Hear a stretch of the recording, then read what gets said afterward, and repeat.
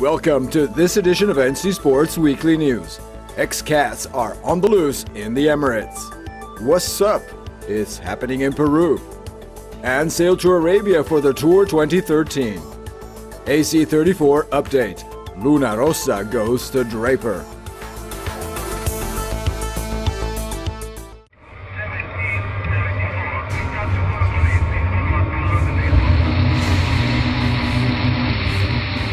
Following an early and successful 2013 start in Dubai, the Ex-Cat circuit is looking forward to its next major calendar appointment. In an interseasonal lull for powerboating and with the whole clan meeting up in Monaco for their yearly UIM Awards ceremony gala, teams are already expected back for the Abu Dhabi Grand Prix by late March. Al Zafin and Al Mari placed first in the Emirates in January and are setting the pace for the entire Ex-Cat fleet as they soon face off at 120 plus knots. A spectacular racing class born out of the true need for speed. For full throttle action, stay tuned for NC Sports' top story on the very special mission of the UIM and for a look back at the highlights of the past 2012 season.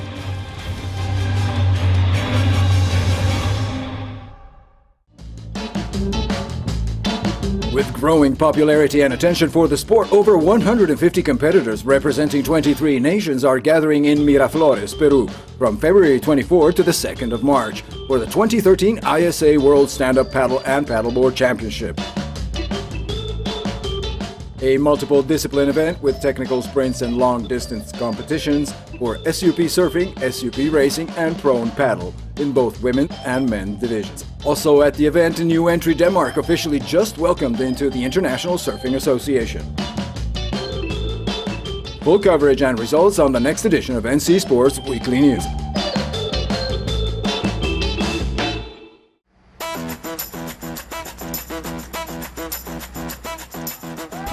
Truly closing time for the 6th edition of the Vendée Globe as Italian skipper Alessandro Di Benedetto on Team Plastique arrived back into Les Sables d'Olonne on February 21st. Last in the pack of 11 remain from the starting 20 that sailed off this very harbor last November. He is received with the same warm enthusiasm shown to the winners, as tradition demands. This has been an epic edition of the single-handed round-the-world race marked by superhuman feat and by record-breaking numbers. The 78 days set by dueling duo Gabac Lecléache is in fact but one of the many achievements of this unique sailing event.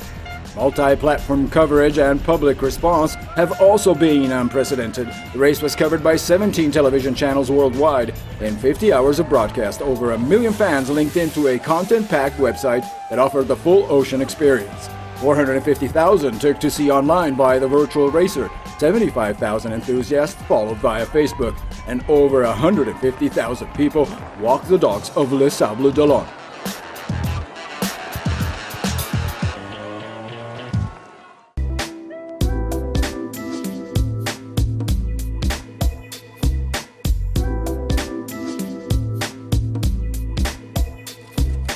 EFG Bank Sailing Arabia, the Tour 2013, was back on the waters of the Persian Gulf with 9 crews representing 5 different nations. Competing on identical far 30s, the event included an extensive calendar featuring both inshore regattas and longer offshore legs. Seasoned pros, the likes of skipper Bertrand Passet leading Team AISM and ocean sailing record woman Dika Fari heading the all-female team Al Turaya Bank Muscat, gladly returned to the Arab Peninsula for the yearly event. America's Cup veteran Passet led the scoreboard from day one, and it all boiled down to tactics and crew experience. The guy calling the tactics, his name is Cedric Chateau. It's a very good sailor, very clever, and we sail a few match racing events together, so our communication is very easily. So when you have a guy so talented on board, and you just listen to him and sail where he wants to go. The 2-week event included a number of legs connecting spectacular stopovers between Oman and the UAE via the Strait of Hormuz and several in-harbor races for the joy of local spectators. Fast sailing, but there's loads to look at along the way, so involvement from everybody all the time. Downwind sail, which is really cool, but there's loads of islands to avoid, oil fields, marks to find, flashing lights in the dark, so it's quite busy.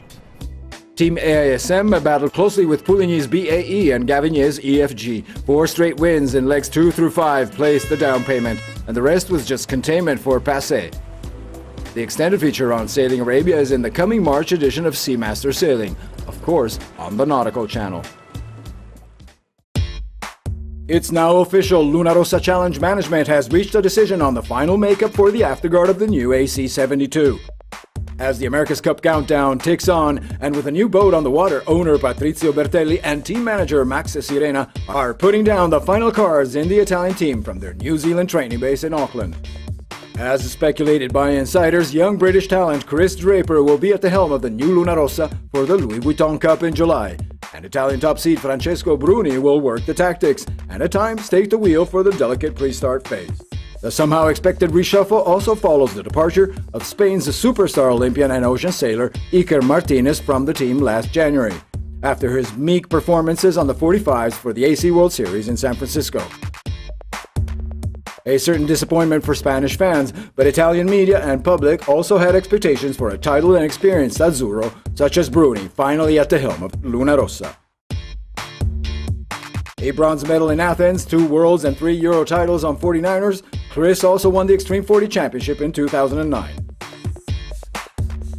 Possibly Draper's overall game and his home-term success last year in Naples indeed left a mark. But with the big event approaching fast, completing the lineup became an imperative.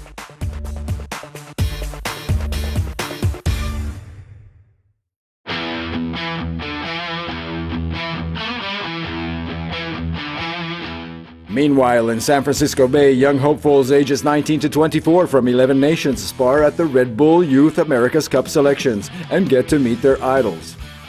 With superstars like Ben Ainsley and Russell Coutts at hand, who strongly pushed for the program, the selection was split into 2 rounds and took all of February. Top teams got the pass to the Youth America's Cup in September. Full story in our next edition. That's it for this NC Sports Weekly News. Check the Nautical Channel programming grid for extended coverage of your favorite events. NC Sports, plunge into the action.